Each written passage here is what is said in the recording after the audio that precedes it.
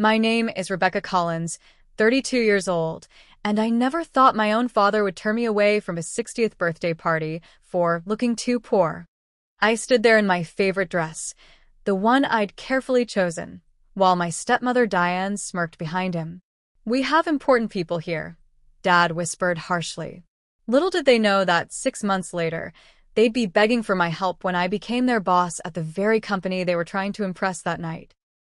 I still remember the sting of that rejection, how it burned through me like acid eating away at what little confidence I had left in our relationship.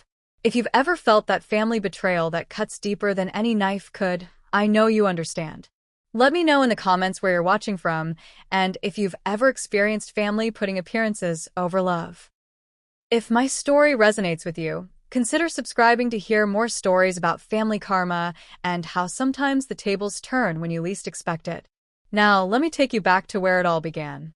Growing up, it was just my dad and me after Mom died from breast cancer when I was 8.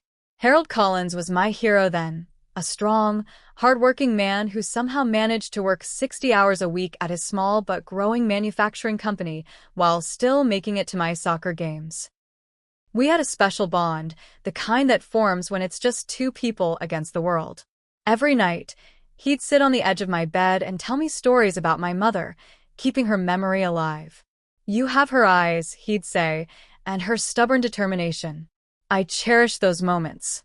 Everything changed when I turned 14. Dad met Diane at a business networking event.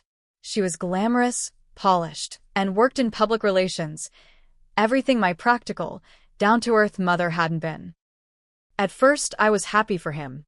6 years of loneliness had taken their toll, and seeing him smile again felt like watching flowers bloom after a long winter. But Diane came with baggage, her 2 children, Tyler and Heather, who were 12 and 16 at the time. From the beginning, it was clear that Diane had specific plans for her new family's social standing. Our modest 4-bedroom house in a respectable neighborhood suddenly wasn't good enough. Within 6 months of their marriage, we moved to a sprawling home in the most expensive part of town, and Dad started working even longer hours to maintain the lifestyle Diane insisted was necessary. "We need to present the right image for your business, Harold," she'd say. "People do business with successful people." Dad, who had built his company from nothing based on quality and integrity, began to shift his priorities. Appearances became everything. It started with small things.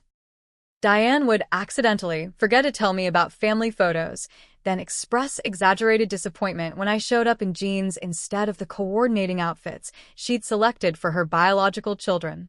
My straight-A report cards would receive a perfunctory "good job," while Tyler's C+ in gym class was celebration-worthy because he'd really applied himself. "Rebecca, why can't you be more like Heather?" became a common refrain. Heather with her perfect hair, designer clothes, and mediocre grades that Diane somehow spun into evidence of her daughter's well-rounded personality. "Not everyone needs to be a bookworm," she'd say when I'd lock myself in my room to study. "Some people have social intelligence." By the time I was 17, Dad had stopped attending my academic competitions, even when I made it to the state finals in debate. "Your father is exhausted from providing for this family," Diane would explain, though he somehow found energy to attend all of Tyler's lacrosse games. I learned to stop asking, to stop expecting. Each disappointment hardened something inside me. College applications came, and I set my sights on prestigious business schools. I wanted to follow in Dad's footsteps, maybe even help run his company someday. "Business is really more suited for men," Dad said awkwardly at dinner when I shared my plans. "Have you considered teaching? It's a wonderful career for a woman. Good hours, summers off when you have children." I stared at him, this stranger wearing my father's face. "But I want to build something like you did." "Rebecca always wants to compete with the men," Diane interjected with a laugh that felt like sandpaper against my skin. "So independent." The only person who still believed in me was Grandpa Collins, Dad's father. A retired factory foreman, he'd built his life on hard work and had little patience for Diane's social climbing. During my senior year, he would pick me up every Sunday for lunch, just the 2 of us. "Your grandmother and I are setting aside money for your education," he told me one afternoon. Don't tell your father. His pride would be hurt knowing we don't think he's providing properly for you. Dad's changed, I said, the words tasting bitter. People who build their lives around impressing others often lose sight of what truly matters, Grandpa replied. Your father will remember eventually. Until then, you focus on building your own path. With Grandpa's secret financial support and scholarships, I attended a well-respected state university instead of the community college Diane had subtly pushed for. I majored in business administration with a minor in finance, graduating summa cum laude. Dad and Diane attended my graduation, but left immediately after the ceremony, missing the honors reception where I received additional recognition. Heather has a dance recital, Dad explained apologetically. Heather was 22 then, taking a gap year before figuring out what she wanted to do with her life. A gap year that had somehow stretched to 3. After graduation, I landed an entry-level position at Pinnacle Industries, one of the largest manufacturing conglomerates in the region. What I never told my family was that Pinnacle was where Grandpa Collins had worked for 40 years before retirement. His reputation still carried weight there, though I never used his name to gain advantage. I wanted to succeed on my own merits. And succeed I did. Within 3 years, I moved from administrative assistant to junior analyst to project manager. By my 5th year, I was a junior executive with my own small team. Through it all, I kept my professional success quiet from my family. The few times I visited for obligatory holiday dinners, I described my job in vague terms.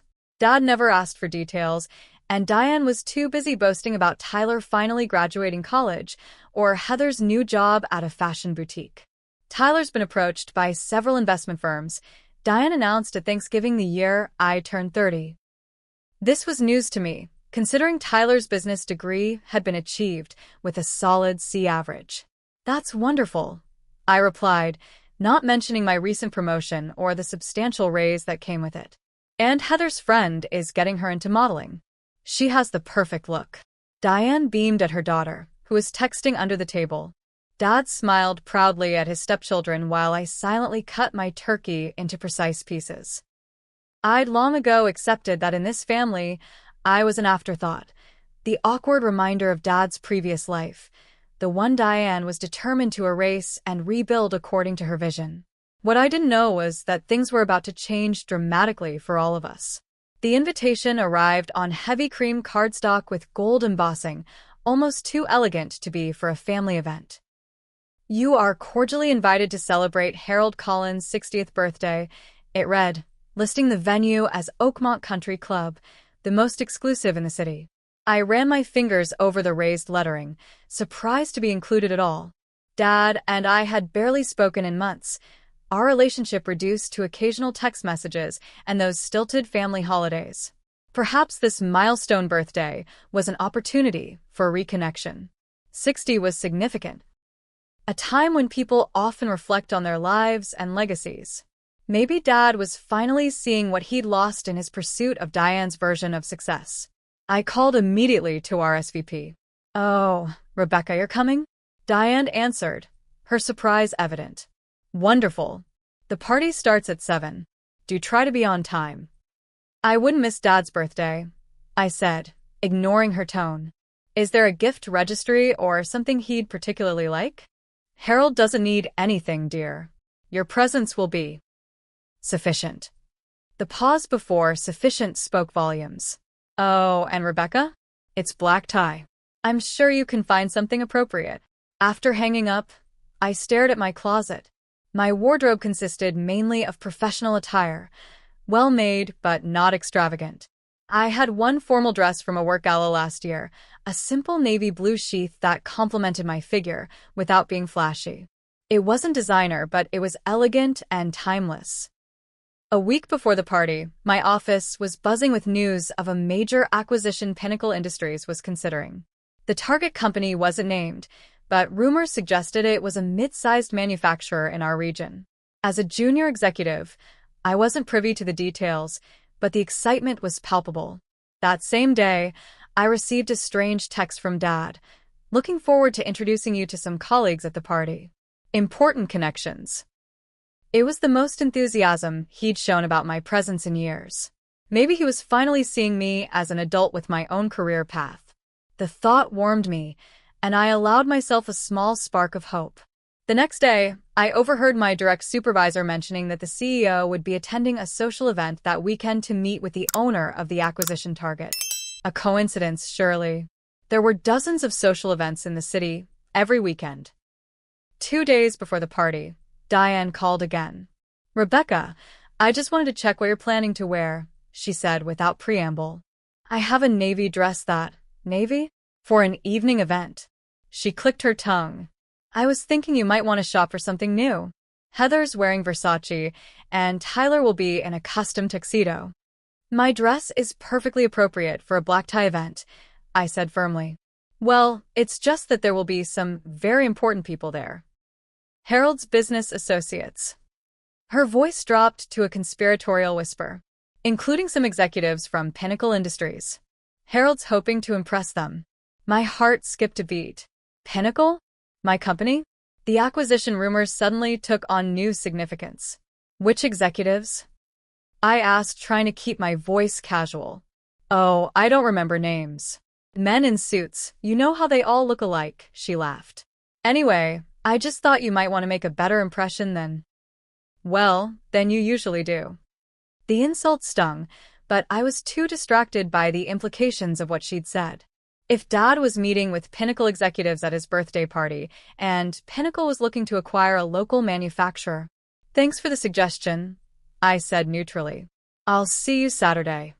After hanging up, I called my grandfather. "Pinnacle executives are coming to Dad's party," I said after our usual greetings. "Do you know anything about this?" There was a pause. "Your father's been having financial difficulties," Grandpa finally said. "The company isn't doing as well as he pretends. Diane's spending habits haven't helped." "Is he selling the business?" The thought made my stomach clench. That company had been Dad's life's work, started in our garage when I was a toddler. "He's exploring options," Grandpa said carefully. "I believe Pinnacle is one potential buyer." "Why wouldn't he tell me this?" "Pride, Rebecca. And perhaps he doesn't see you as part of that world." Grandpa's voice was gentle but honest. "Diane has convinced him that appearances are everything. He's terrified of looking like a failure. So this party is basically a business meeting disguised as a birthday celebration?" "Essentially. Diane has invited everyone she thinks might matter. Old money, new money, potential investors, potential buyers." "And me? Why invite the daughter he barely acknowledges?" Another pause. "Family completeness. It looks better to have his actual daughter there. But, Rebecca." "Yes?" "Diane doesn't want you to outshine her or her children. Be prepared for that." After we hung up, I sat on my bed, turning the situation over in my mind. If Pinnacle was considering buying Dad's company, my presence complicated things. Should I reveal that I worked there? Would it help or hurt Dad's position? The night before the party, I carefully pressed my navy dress and polished my modest pearl necklace, Mom's, the only piece of jewelry I had from her. I wrapped Dad's gift, a vintage fountain pen I'd found at an antique store, similar to one he'd had when I was a child. Despite everything, I wanted this to be a genuine celebration of his life. As I was setting out my accessories, my phone pinged with an Instagram notification. Heather had posted a photo of herself in a glittering gold dress with a caption, "Ready to help Daddy celebrate with some very important guests tomorrow. #VIP status #Versace." In the background of the photo, I could see a stack of gift boxes with designer labels. The display of wealth was ostentatious, especially knowing what Grandpa had told me about the company's financial situation. I went to sleep that night feeling a mix of emotions. Hope for reconciliation with Dad, anxiety about the Pinnacle connection, and an unshakable sense that tomorrow would somehow change everything. Saturday evening arrived with perfect early autumn weather, crisp and clear with a sunset that painted the sky in dramatic oranges and pinks. I spent extra time on my appearance, styling my hair in an elegant updo and applying makeup that enhanced my features without being overdone. Looking in the mirror, I saw my mother's eyes staring back at me, and I touched the pearl necklace at my throat. "Wish me luck, Mom," I whispered. I arrived at Oakmont Country Club 30 minutes early, wanting time to compose myself before facing the crowd. The venue was impressive, a historic stone building surrounded by perfectly manicured gardens and a championship golf course. Valets in crisp uniforms stood ready to park arriving vehicles. After surrendering my modest sedan to a valet, I smoothed my navy dress and walked toward the entrance, Dad's gift tucked under my arm. A few early guests milled about in the foyer, cocktails already in hand. I recognized some of Dad's longtime business associates, who nodded politely but didn't approach. Then I saw him, Dad, looking distinguished in a tuxedo, his hair more silver than I remembered. For a moment, seeing him standing alone by a large arrangement of flowers, he looked like the father I remembered from childhood. My heart lifted. "Dad," I called, walking toward him with a genuine smile. He turned, and for a brief moment, his face lit up. "Rebecca, you made it."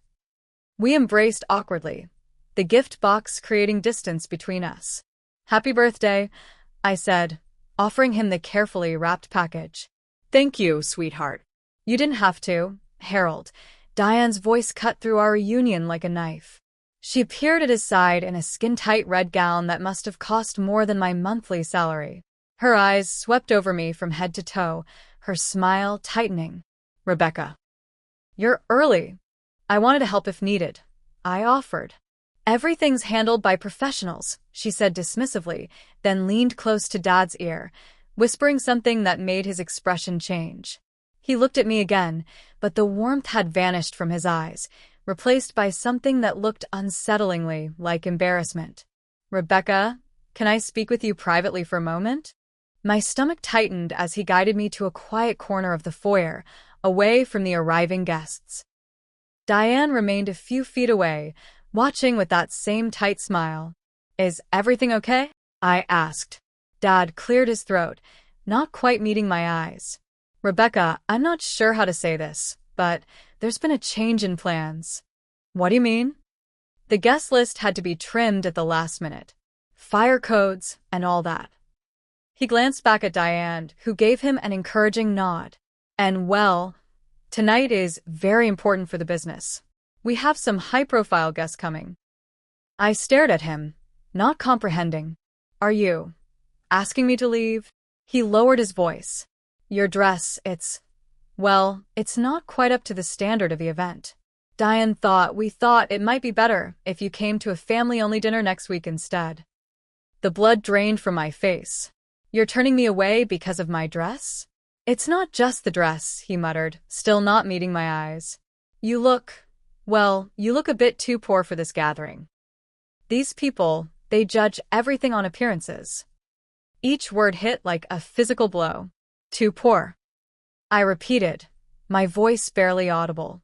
"Dad, this is a perfectly appropriate dress." "It's off the rack," Diane interjected, stepping closer. "Everyone will know at a glance. We can't have Harold's daughter looking like she shops at department stores when we're trying to impress the pinnacle executives. What would they think about the Collins family?" "They might think we value substance over showing off," I replied, finding my voice. "Dad, this is ridiculous. I'm your daughter.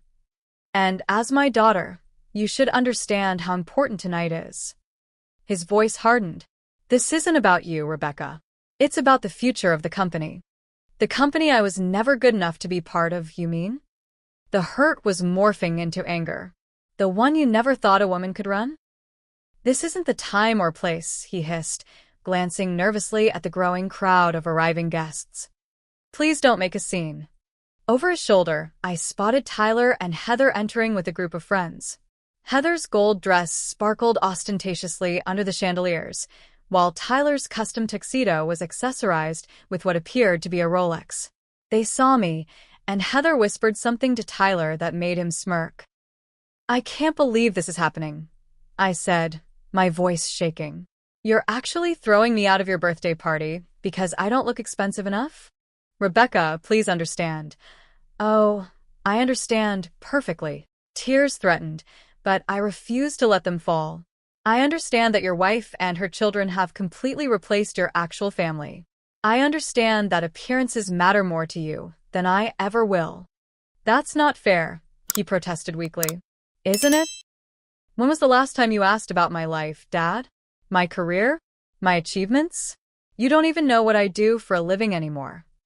Dad looked genuinely confused. You work in some office, don't you? The vagueness of his understanding of my life was the final straw. Yes, Dad. Some office. You know what? Enjoy your party with your important people. I won't embarrass you with my presence. I turned to leave, but Diane's voice stopped me. Harold, she's making a scene. People are watching. I looked around and realized she was right. Several guests had paused their conversations, observing our confrontation with poorly disguised interest. Dad's face flushed with humiliation, not at his behavior, but at the attention it was drawing. Rebecca, please just go quietly. We'll talk tomorrow. There's nothing left to talk about, I said, my voice steady despite the storm inside me. As I turned again to leave, a security guard approached, summoned by Diane's discreet gesture. Is there a problem here? He asked, looking between us. No problem, Dad said quickly. My daughter was just leaving. I'll escort her out, the guard offered, as if I were some troublemaker rather than an invited guest. The ultimate indignity. That won't be necessary, I said with all the dignity I could muster. I know my way out. I handed Dad's gift to the guard. For my father. Though I doubt there's anything in that box as valuable as what he's throwing away right now. As I walked toward the door, I heard Heather's distinct laugh behind me. Through the glass doors, I could see a black luxury sedan pulling up and a distinguished older man emerging. Walter Reed, the CEO of Pinnacle Industries. My boss's boss's boss. The irony was almost too much to bear. I slipped past him before he could see my face, hurrying to the valet stand for my car. The drive home was a blur through tears I finally allowed to fall. The gift I'd so carefully chosen sat unwrapped in the party I'd been deemed too shabby to attend. In that moment, something shifted inside me. The last fragile hope I'd held for reconciliation with my father crumbled to dust. I was done trying to earn the love and respect that should have been mine by birthright. Sunday morning dawned gray and rainy, matching my mood perfectly. I'd barely slept, replaying the humiliation of the previous evening over and over in my mind. My phone remained silent, no call from Dad, no apology, not even a text. The silence spoke volumes about where I ranked in his priorities. Around noon, my phone finally rang. Grandpa Collins. I heard what happened, he said without preamble. Your father should be ashamed of himself. You were there? I hadn't seen him in the brief time I'd been at the venue. In the background. I watched the whole thing but couldn't get to you before you left. His voice was tight with anger. I gave Harold a piece of my mind afterward. I'm sure that went over well with Diane, I said bitterly. I don't give a damn what that woman thinks. Never have. He sighed heavily. Rebecca, I need to tell you something. After you left, I spoke with Walter Reed. My breath caught. The CEO of Pinnacle? We go way back. I mentioned you work there. Grandpa, you didn't, I did. And I'm not sorry. Walter had no idea Harold's daughter was one of his rising stars. He was quite impressed when I told him about your career trajectory. I groaned. This is going to be so awkward at work tomorrow. Perhaps. But sometimes discomfort precedes opportunity. Grandpa's voice took on a mysterious tone. Don't be surprised if you receive an interesting email soon. As if on cue, my work phone chimed with an incoming message. Hold on, Grandpa. I checked the notification. It's from Walter Reed's executive assistant. He wants to meet with me tomorrow morning. I thought he might. Grandpa sounded satisfied. Rebecca, your father made a terrible mistake last night. Not just morally, but strategically. He has no idea who you've become. After hanging up with Grandpa, I stared at the email, trying to process what was happening. Why would the CEO want to meet with me? Had Grandpa said something that put my job at risk? Or was this somehow related to Dad's company? I spent the rest of Sunday preparing for the meeting, researching recent Pinnacle acquisitions, and refreshing my knowledge of the company's strategic plan. If this was related to Dad's business, I needed to be ready. Monday morning, I arrived at work an hour early, dressed in my sharpest suit. At precisely 9 o'clock, I was escorted to the executive floor, an area I'd visited only twice before, and never to meet with anyone as senior as Walter Reed. His corner office offered a panoramic view of the city. Walter himself stood to greet me, extending his hand with a warm smile that contrasted with his reputation as a ruthless businessman. Rebecca Collins. Finally, we meet properly. Please sit down. I took the offered chair, noting that we weren't alone. 3 other executives sat around the conference table in the corner of his office, including my department director and the head of acquisitions. I'll get straight to the point, Walter said, returning to his seat. Your grandfather speaks very highly of you. He's biased, I said with a small smile. But I appreciate his support. Perhaps. But your performance reviews and project outcomes speak for themselves. He slid a folder across the desk. You've been with us 5 years and have consistently exceeded expectations.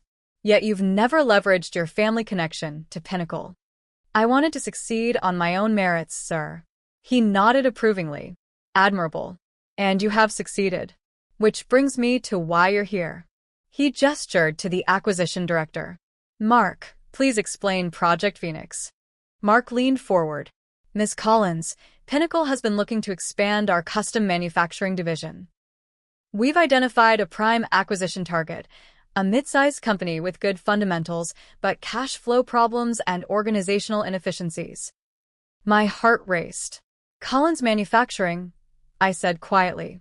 Walter nodded. Your father's company. We've been in discussions for several months. What he doesn't know is that we've completed our due diligence, and we're ready to move forward with the acquisition. I struggled to keep my expression neutral. I see. And you're telling me this because? Because we need someone to oversee the transition and subsequent restructuring, Walter said. Someone who understands both Pinnacle's culture and the target company's operations. Someone with both business acumen and personal insight. You want me to manage the acquisition of my father's company. The irony was staggering. Precisely. It's an unusual situation, I grant you, but potentially advantageous for all parties. I sat back, mind racing. Mr. Reed, I should disclose that my relationship with my father is complicated, especially after Saturday night. Yes, your grandfather mentioned the unfortunate incident. Walter's expression hardened. Frankly, it reinforced my belief that Collins Manufacturing needs new leadership. Harold has allowed personal relationships to cloud his business judgment. The company's financials reflect that poor decision-making. My department director spoke up. Rebecca, we've reviewed the books. Your father's company has been mismanaged for years. Nepotism, inflated salaries for underqualified executives, questionable expense accounts. The business itself is sound, but the management is not. Let me guess, I said, a sinking feeling in my stomach.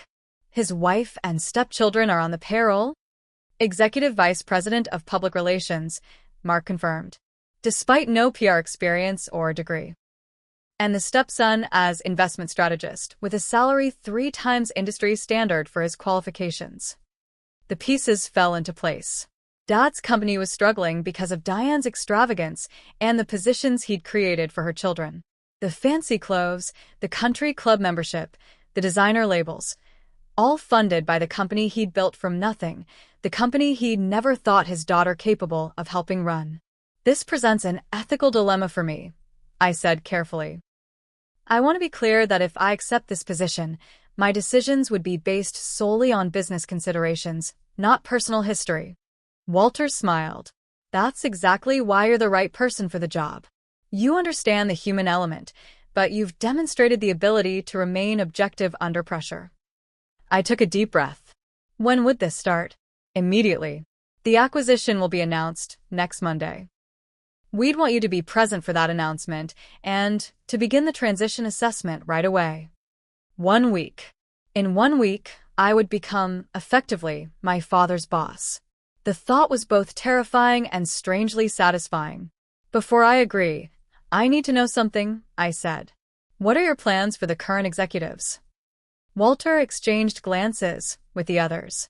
Standard procedure is a 90-day evaluation period. Those who add value stay. Those who don't. He shrugged eloquently. Including my father? Harold would remain as a figurehead during the transition, with the opportunity to earn a continuing role if he demonstrates value. Walter leaned forward. Rebecca, I understand this is personal for you, but I need to know if you can separate family feelings from business necessities. Could I? The memory of standing outside the party, rejected and humiliated, was still raw. But this wasn't about revenge. This was about saving a company that employed hundreds of people, a company that had been my father's legacy before Diane's influence. I can separate them, I said firmly, and I accept the position. Walter smiled and stood to shake my hand again. Excellent. Your new title is Transition Director with a VP-level compensation package. HR will have the paperwork to you by noon. As the meeting concluded and I prepared to leave, Walter added, Oh, and Rebecca? One more thing.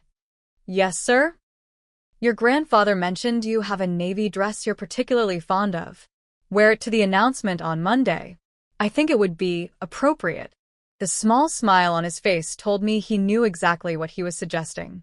Perhaps Grandpa had told him more about Saturday night than I realized. I felt a smile tugging at my own lips. I think that can be arranged. Walking back to my office, soon to be my former office as I moved to the executive floor, I realized how dramatically my life had just changed. A week ago, I was a junior executive quietly building my career. Now I was about to become the person in charge of restructuring my father's company. If this were about revenge, I'd be jubilant. But the truth was more complicated. This was about business, about correcting years of mismanagement. If that meant Diane and her children would face professional consequences, so be it. They'd earned that through their own actions, not because of my personal feelings. I sat at my desk, staring at the family photo I kept hidden in my drawer, Dad and me at my high school graduation, before Diane had fully separated us. We were both smiling, his arm around my shoulders, proud and connected. What happened to us, Dad? I whispered to the photo. My phone buzzed with a text from Grandpa. Did you meet with Walter? Yes, I typed back. I took the job. 3 disappeared then. Your mother would be proud of the woman you've become. Your father will be too, once he remembers who he really is. I hoped Grandpa was right. But either way, I had a job to do, one I was uniquely qualified for. And for the first time in years, I felt a sense of purpose that went beyond proving myself to a father who had forgotten how to see me. If you've ever had to make a tough choice between family loyalty and doing what's right, you know the weight of that decision. Sometimes the hardest part of family drama is recognizing when to stand your ground, even when it means confronting the people who should have been your biggest supporters. If this story is resonating with you so far, take a second to hit that like button, and let's continue with what happened next when worlds collided.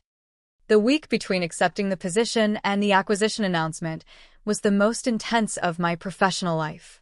I was pulled into countless meetings with the executive team, poring over financials, organizational charts, and integration plans. Each document revealed more about the true state of my father's company, and the picture wasn't pretty.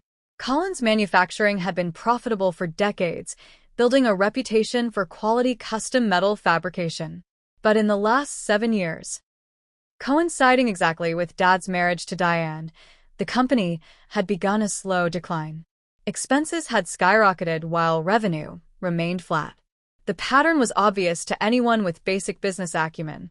These executive compensation packages are way above industry standard, I noted during a meeting with the financial team. Especially for a company this size. The CFO nodded grimly. Particularly troubling is the expansion of the executive team from 3 to 7 people in the last 5 years, with minimal corresponding growth. I didn't need to see the names to know who those new executives were. Diane, Tyler, Heather, and probably some of Diane's friends, all drawing substantial salaries for nebulous roles. And the expense accounts, I continued, flipping through the reports. monthly clothing allowances, 3 company cars for a single executive, memberships to Oakmont Country Club for the entire executive team.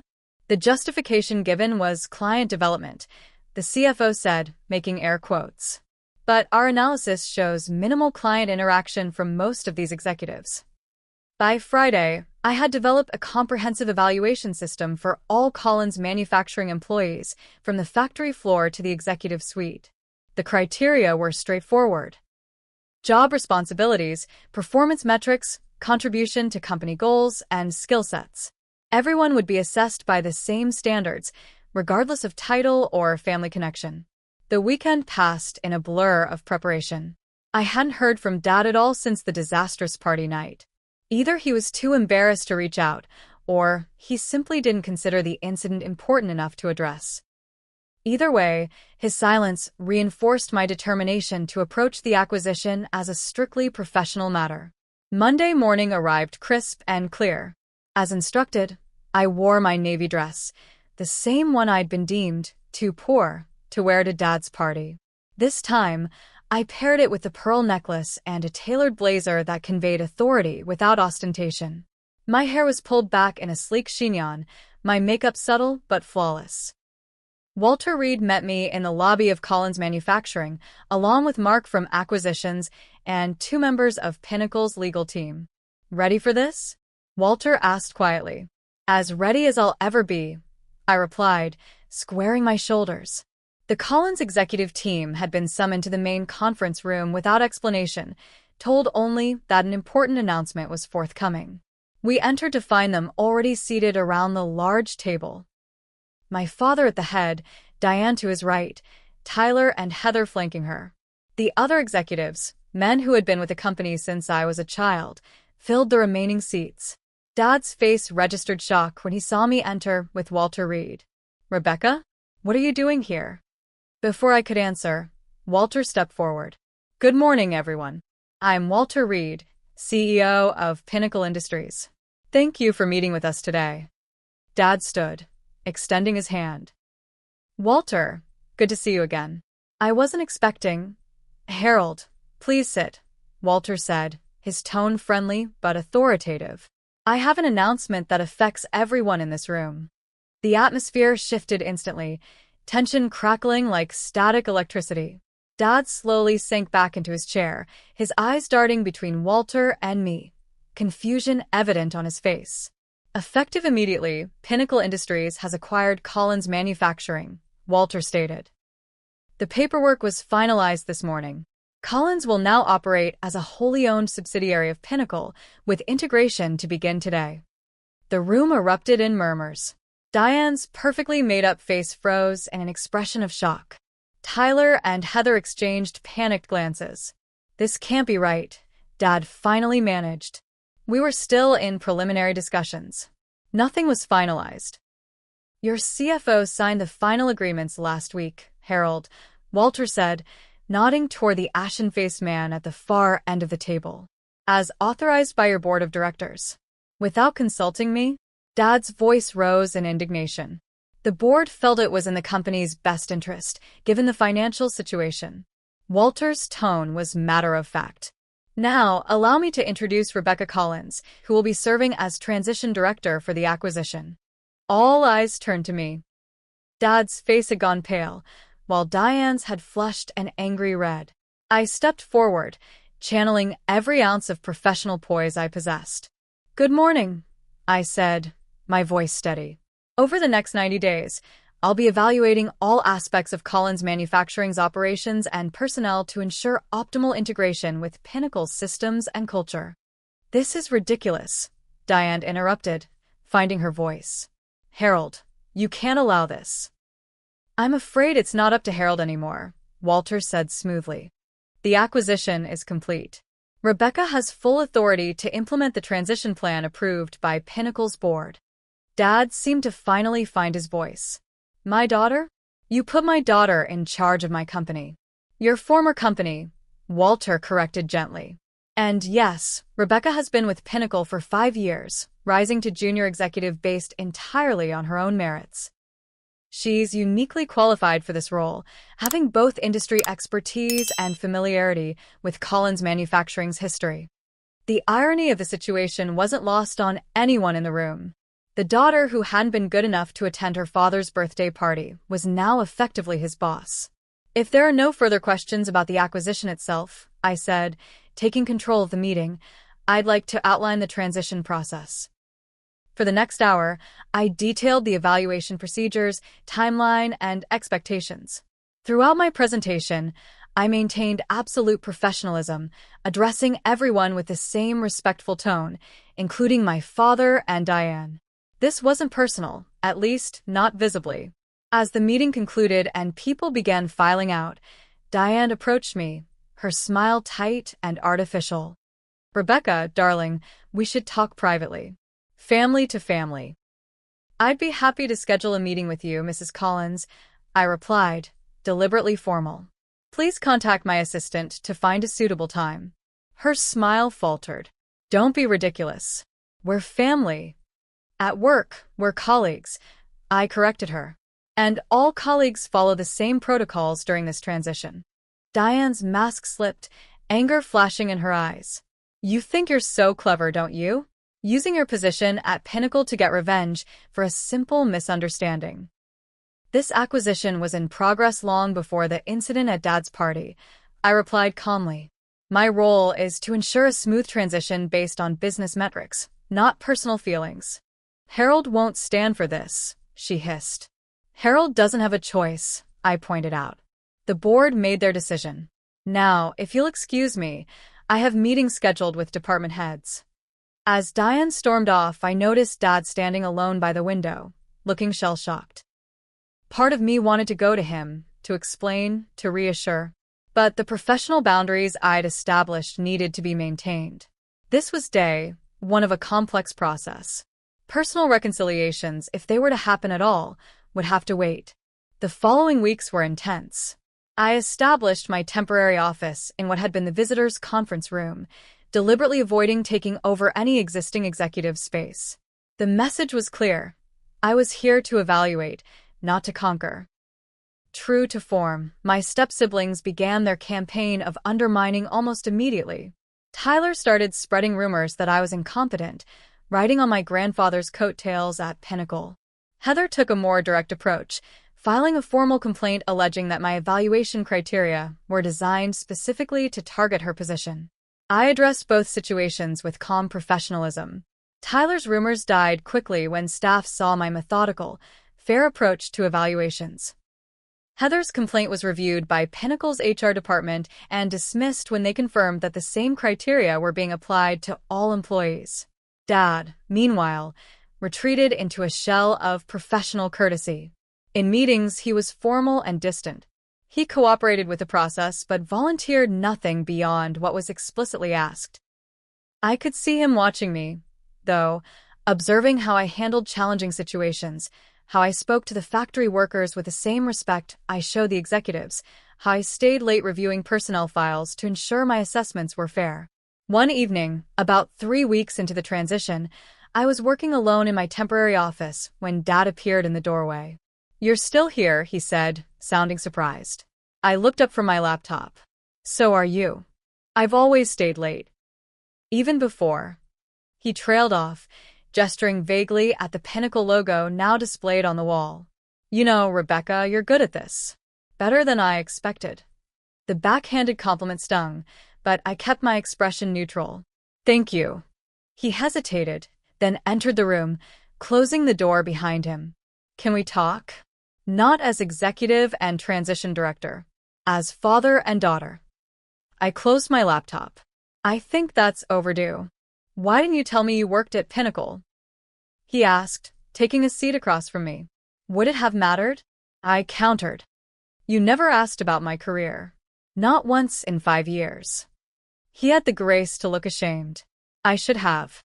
I just assumed that I had some insignificant desk job because I'm a woman?" The bitterness I'd tried to suppress crept into my voice. "That's not fair," he protested weakly. "Isn't it?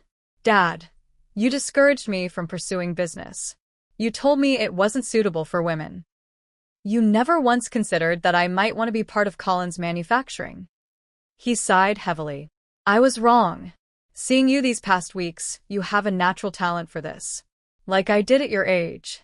Like Mom did too. I reminded him. She helped you start this company. You used to tell me that story all the time before?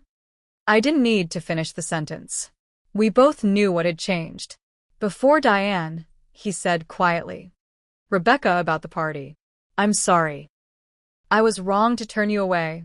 So wrong. The apology, while welcome, felt incomplete. It wasn't just the party, Dad. It was years of making me feel less than. Less important than Diane's children. Less capable because I'm a woman. Less worthy of your attention. I got lost, he admitted, looking suddenly older than his 60 years. Somewhere along the way, I started believing that appearances mattered more than substance. That the right connections, the right image would save the company. He shook his head. Instead, I nearly destroyed everything I built. The company was in trouble long before the acquisition, I said gently. The financials make that clear. Diane's lifestyle is expensive, he said. And I couldn't say no. Not to her, not to her children. But you could say no to me. He flinched as if I'd struck him. You were always so strong, so independent. Like your mother. I thought you didn't need me. I did need you, Dad. I needed you to be proud of me. To believe in me. I was proud, he insisted. I just didn't know how to show it after your mother died. And then Diane came along, and she was so different from your mother, so confident about how things should be done. The conversation continued late into the evening, years of misunderstandings and hurt feelings gradually coming to light. It wasn't a complete reconciliation. Too much had happened for that, but it was a start. For the first time in years, Dad was seeing me clearly, not through Diane's distorting lens. As we prepared to leave, Dad asked the question I'd been expecting. What happens to me in all this? To my position? That depends on the outcome of your evaluation, like everyone else, I said honestly. But Dad, your skills as a manufacturing innovator are still valuable. If you can separate yourself from the financial mismanagement of recent years, there's a place for you here. And Diane? Tyler and Heather. I met his gaze directly. Their evaluations aren't looking good, Dad. The positions they hold don't align with their qualifications, and their contributions don't justify their compensation. He nodded slowly. I created this situation. I'll have to live with the consequences. As he turned to leave, he paused at the door. Your mother would be proud of you, Rebecca. I know I am. The words I'd waited so long to hear washed over me like a healing balm. But the harder part was still to come. The family confrontation that would inevitably follow when the evaluations were complete and the restructuring began in earnest. My grandfather called later that night. How's it going, Rebecca? Professionally, right on schedule. Personally, complicated. Family always is, he said wisely. But sometimes a business crisis is what it takes to strip away the pretense and get to the truth. As I hung up, I thought about his words. The truth was emerging, painful though it might be. The question now was whether our family could survive it. 2 months into the transition, the preliminary evaluations were complete. The results confirmed what I'd suspected.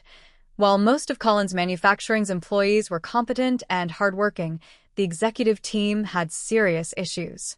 Specifically, the positions held by Diane, Tyler, and Heather were essentially manufactured roles with inflated salaries and minimal accountability.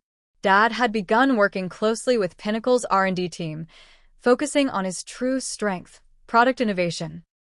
While gradually accepting that his time as CEO was over, he seemed almost relieved to be freed from the administrative and financial burdens, returning to the creative work he'd always loved. I had just finalized my recommendations for the restructuring when my phone rang. It was Diane. Rebecca, darling, I'm hosting a family dinner tonight. 7 o'clock. Your father insists you join us. The forced cheerfulness in her voice couldn't mask the underlying tension. This wasn't a social invitation, it was a strategic move. May I ask what the occasion is? I kept my tone professional. Does family need an occasion? She trilled. It's been so long since we've all been together properly. Harold misses you. I doubted that was her true motivation, but I was curious to see what she had planned. I'll be there. Wonderful. And Rebecca? This is a family dinner. Leave work at the office, won't you? The implication was clear. She wanted to separate me from my professional authority, to re-establish the old dynamic where I was just Harold's awkward daughter, not the executive determining her fate. I'll see you at 7, I replied noncommittally. That evening, I drove to the house where I'd spent my teenage years, the showplace home Diane had insisted on buying when she married Dad. Despite living there for 6 years, it had never felt like home to me, always more of a stage set for Diane's vision of successful family life. I parked behind Tyler's BMW and sat for a moment, gathering my thoughts. This wouldn't be a pleasant evening, but it was perhaps necessary, a clearing of the air before the professional changes were announced. Diane answered the door herself, dressed in an elegant hostess outfit that probably cost more than most Collins employees made in a week. Rebecca, right on time. The house smelled of expensive candles, and the catered dinner Diane was undoubtedly passing off as her own cooking. Tyler and Heather were already in the living room, cocktails in hand, their expressions a mixture of resentment and forced politeness. The prodigal daughter returns, Tyler said, raising his glass in a mock toast. Good to see you too, Tyler, I replied evenly.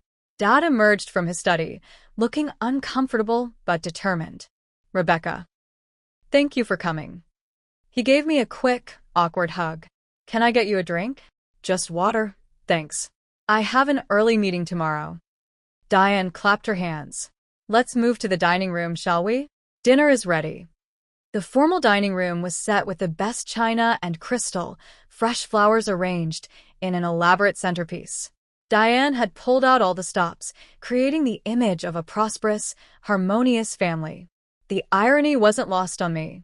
As we took our seats, Diane placing me as far from Dad as possible, she launched into hostess mode, serving the catered food with flourishes and unnecessary explanations of each dish. Everyone played along with the charade, making small talk about the weather and local news, carefully avoiding any mention of work or the acquisition. It wasn't until dessert was served that Diane finally revealed her agenda. So, Rebecca, she began, her voice honey-sweet, Harold tells me you've been doing wonderfully with this transition project. It's going well, I agreed neutrally. I'm sure it must be so challenging, having to evaluate your own family members. She sighed dramatically. Such a conflict of interest. I mentioned that to Walter when we had lunch last week. The implied threat was clear. She tried to undermine me with the CEO. Walter and I have discussed the potential for conflict extensively, I replied calmly. All my evaluations are reviewed by an independent committee to ensure fairness. Tyler leaned forward. Come on, Becca.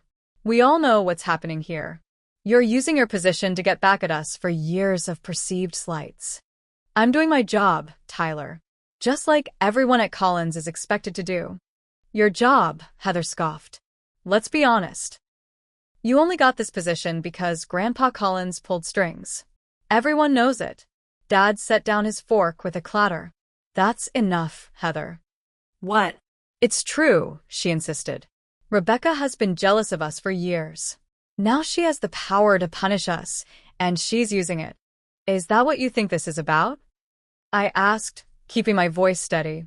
Jealousy. Obviously, Diane interjected. You've always resented me for taking your mother's place, and you've transferred that resentment to my children. It's textbook psychology, dear. The condescension in her tone was the final straw.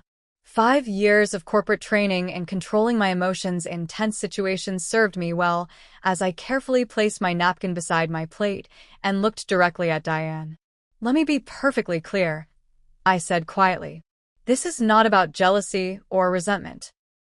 This is about a company that has been systematically mismanaged to fund your lifestyle and provide cushy, do-nothing jobs for your children. The room went silent. How dare you? Diane finally whispered. The financial records don't lie, Diane. Collins Manufacturing has been bleeding money for years to support executive salaries and perks that far exceed industry standards and the company's revenue capabilities. Rebecca, Dad began, but I held up my hand. No, Dad. It needs to be said. For years, I watched as you changed from the father who taught me the value of hard work and integrity into someone who valued appearances over substance, who created non-existent positions for his stepchildren while telling his own daughter that business wasn't suitable for women.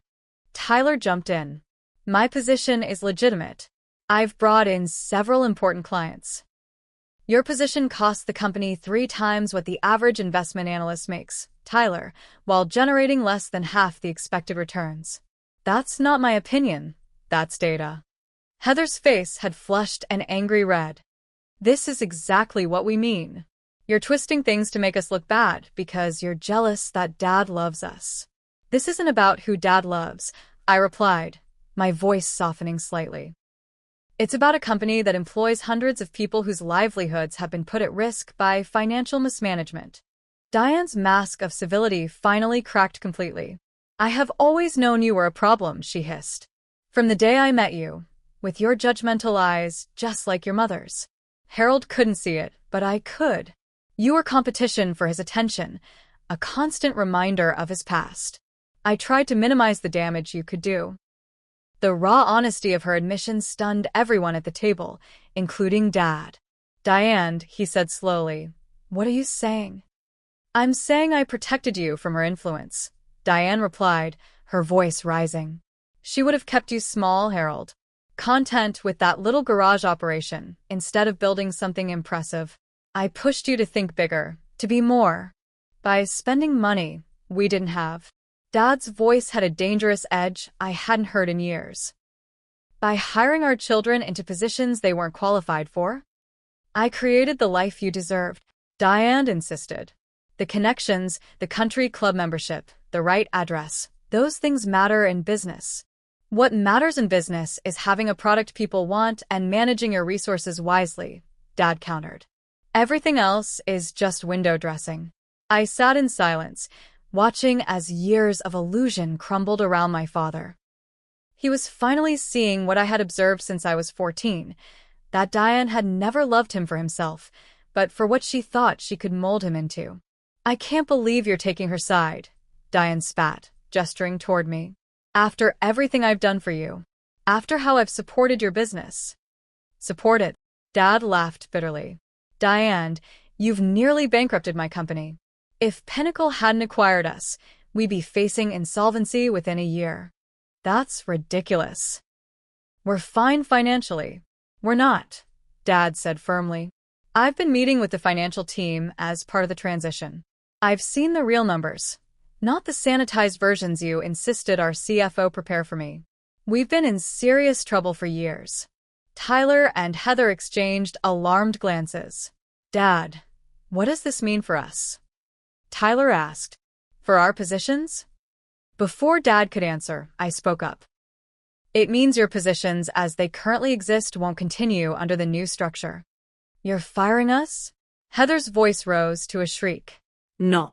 I'm recommending reassignment to roles that match your actual qualifications and that provide value to the company, I clarified. You'll be offered positions with fair compensation based on industry standards and your skill sets.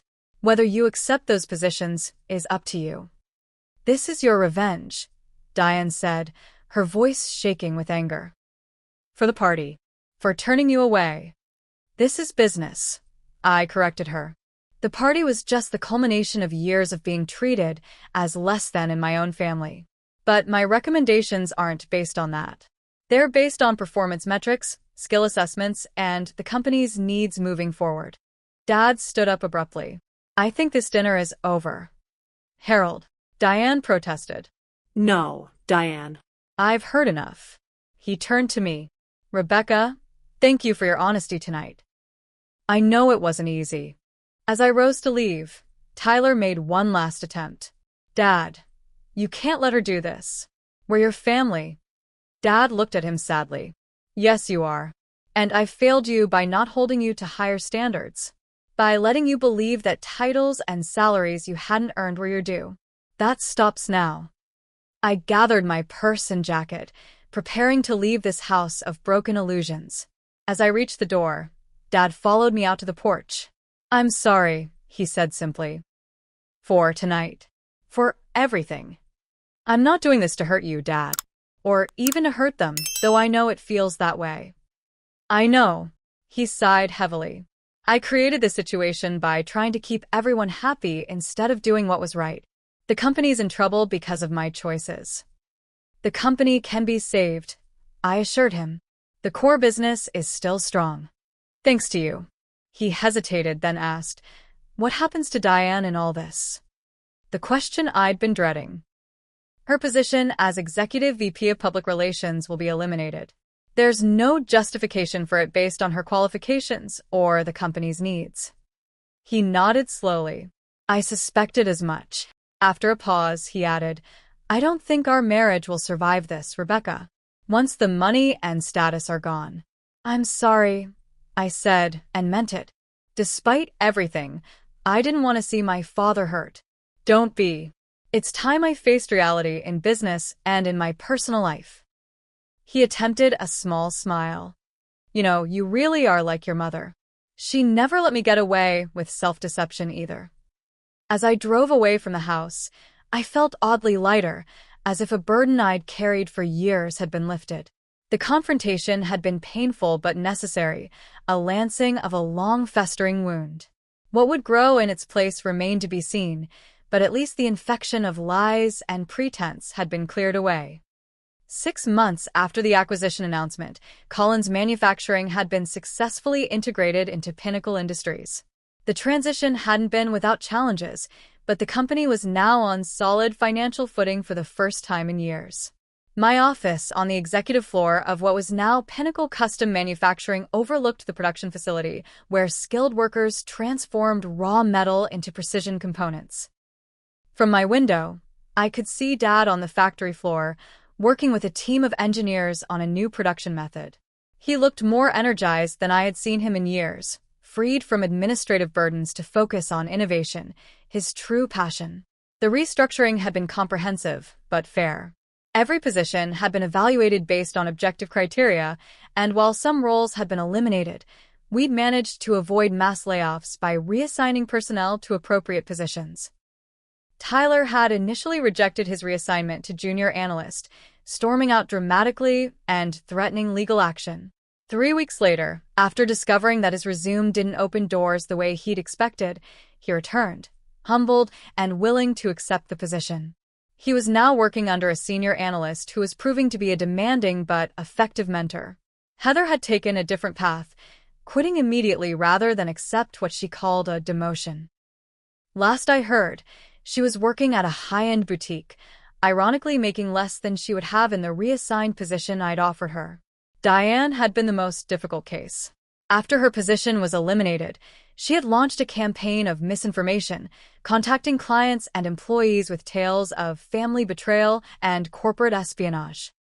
The legal team had been forced to send a cease and desist letter, which had finally silenced her public attacks, though I still heard occasional rumors of her disparaging comments at country club events. The most significant change, however, had been in my relationship with Dad. We weren't fully healed. Too many years of distance and hurt couldn't be erased in a few months, but we were rebuilding on a foundation of honesty and mutual respect.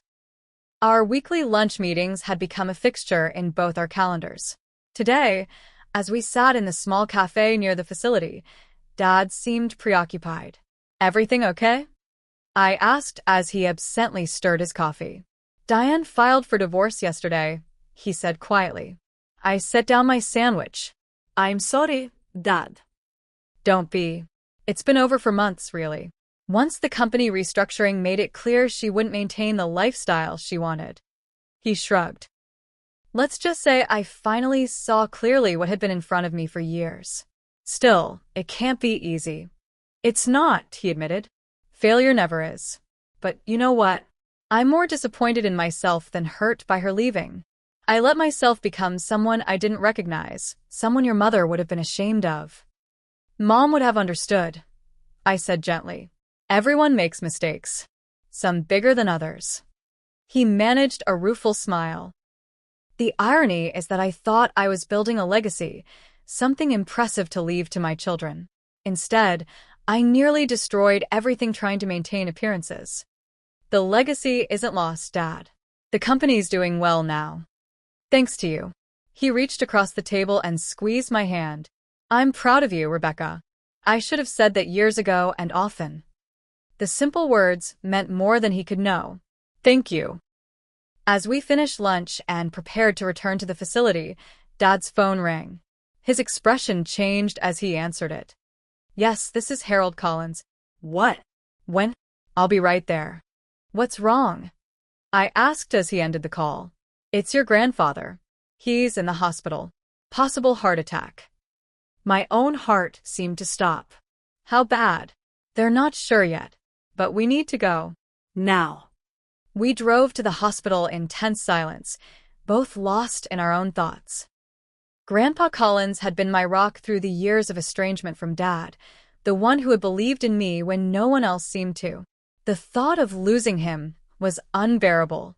In the hospital waiting room, we found an unexpected figure, Diane, looking uncharacteristically disheveled, her designer outfit wrinkled, as if she'd been sitting for hours. Harold, she said, rising as we entered. Rebecca, what are you doing here? Dad asked, his voice neither hostile nor welcoming. Your father was my father-in-law for 7 years, she replied stiffly. I came as soon as I heard. Before the conversation could continue, a doctor appeared. Family of William Collins? Yes, we all answered in unison. Mr. Collins has experienced a mild heart attack. We've stabilized him and the prognosis is good, but he'll need to make some lifestyle changes and take medication going forward. The relief was palpable. Can we see him? I asked. Briefly. He needs rest, but a short visit would be fine. 2 at a time, please. Dad looked at me. You go first. He'd want to see you. I nodded gratefully and followed the doctor, leaving Dad and Diane in an awkward silence behind me. Grandpa looked smaller somehow in the hospital bed, monitors beeping quietly beside him. His eyes brightened when he saw me. There she is, the big executive. How are you feeling? I asked, taking his hand. Like an old fool who ignored his doctor's advice about cholesterol for too long, he grumbled. But I'll live. Too stubborn to die just yet. Good. Because I still need you. My voice caught on the words. Nonsense. You've never needed anyone, like your grandmother that way. His eyes twinkled. But I appreciate the sentiment. Now tell me what's happening with Harold and that woman. Diane filed for divorce yesterday, I said. And strangely, she's here in the waiting room. Grandpa snorted, checking to see if she's still in the will, no doubt. Grandpa. Oh, don't look shocked. You know it's true. He squeezed my hand. How's Harold taking it? Better than I expected. I think he's been preparing himself for months. Good. Maybe now he can finally remember who he really is. Grandpa's expression grew serious. Life's too short for pretending, Rebecca. Remember that. After a few more minutes, I left to give Dad his turn. In the waiting room, I found Diane sitting alone, Tyler and Heather having apparently not bothered to come. He's asking for you, I told Dad, then hesitated before adding, both of you. Diane looked startled. Me? That's what he said.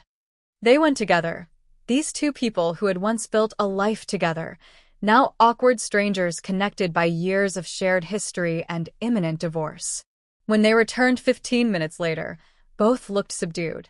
Dad had a strange expression. Part amusement, part resignation. Everything okay? I asked. Your grandfather, Dad said with a shake of his head, is the most direct man I've ever known, even from a hospital bed. What did he say? That life's too short for pettiness. That family is what you make it. And that he expects all of us to behave like adults at his 95th birthday party next month, regardless of who's divorced from whom. Despite the stress of the day, I found myself smiling. Sounds like Grandpa. He also informed me, Diane added, her voice uncharacteristically subdued, that I never fooled him for a minute with my social climbing nonsense, as he put it. And I prompted. And that despite that, he's always respected my ambition, if not my methods. A faint smile touched her lips. He said I should have started my own business instead of trying to remake Harold's. It was perhaps the most honest conversation I'd ever had with Diane, this moment in a hospital waiting room after months of professional and personal conflict. he's right, I said. You have skills. They were just misapplied. She studied me for a long moment. I never gave you enough credit, Rebecca. I saw you as competition instead of family. It wasn't an apology, not really. But from Diane, it was perhaps as close as I would ever get. The next few weeks brought more changes. Dad moved out of the house he'd shared with Diane and into a comfortable condo closer to the manufacturing facility. Grandpa recovered steadily, stubbornly attending his cardiac rehabilitation sessions and grumbling about dietary restrictions. And I received an unexpected promotion, regional director for all of Pinnacle's custom manufacturing divisions. The position came with a significant salary increase, more responsibility, and a larger office with an even better view of the production floor. You've earned this, Walter Reed told me when he announced the promotion. The Collins integration has been one of the smoothest in Pinnacle's history, despite the unusual family dynamics. Thank you for taking a chance on me, I replied. Not many CEOs would have put someone in charge of acquiring their own father's company. I recognize talent when I see it, Walter said simply. And integrity. You never once let personal history cloud your professional judgment. The promotion meant I would be overseeing not just my father's former company, but 2 other recently acquired facilities as well. It was a challenge I was ready for, eager to prove that Walter's faith in me was justified. The final test of our new family dynamic came at Grandpa's 95th birthday celebration, held in a private room at his favorite restaurant. The guest list was small, just family and a few close friends, but included all the key players in our recent drama. Dad attended alone, still in the early stages of his divorce. Tyler came, subdued and almost respectful, the months of actual work having begun to shape him into something resembling an adult. Heather arrived late, made a show of kissing Grandpa's cheek, then spent most of the evening on her phone in the corner. Most surprising was Diane's appearance. She came bearing an expensive gift and impeccable manners, maintaining a civil distance from Dad while engaging pleasantly with everyone else. When our eyes met across the room, she gave me a small nod of acknowledgement, not friendship, but a recognition of the new equilibrium we had established. As the evening wound down, Grandpa stood to make a toast.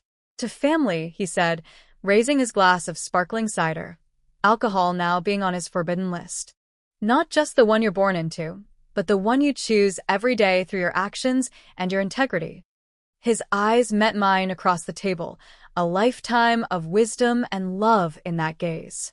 I raised my own glass, feeling a sense of peace that had eluded me for years. Later, as Dad and I helped Grandpa to his car, he paused and looked at the restaurant where the remnants of our complicated family were dispersing to their separate lives. What a mess we made, Dad said with a sigh. All because I forgot what really mattered. What's that? I asked. Substance over appearance. Truth over pretense. Actual achievement over social perception. He smiled ruefully. All the things your mother valued. All the things I taught you before I forgot them myself. You remembered eventually, I said. That's what counts. 6 months after that, we held a company celebration marking the successful completion of the integration process. The facility had exceeded its production and profit targets for 2 consecutive quarters, and the event was both a recognition of that achievement and a thank you to the employees who had made it possible. As regional director, I hosted the event, presenting awards to top performers and outlining the company's plans for future growth. Among the guests was my father, now officially a consultant specializing in manufacturing innovation, a role that utilized his genuine talents while respecting the new leadership structure. When I introduced him to say a few words about the company's legacy and future, he looked at me with unmistakable pride. "Many of you have known me for years," he began. "You saw me build this company from nothing, and you also saw me nearly lose it all by forgetting what made us successful in the first place." A hush fell over the gathered employees. "But sometimes," he continued, "the greatest gift is a second chance. The opportunity to remember who you really are and what truly matters. Thanks to Pinnacle Industries, and especially to my daughter, your regional director, this company has that second chance. And I couldn't be prouder of what you've all accomplished together." As applause filled the room, I blinked back unexpected tears.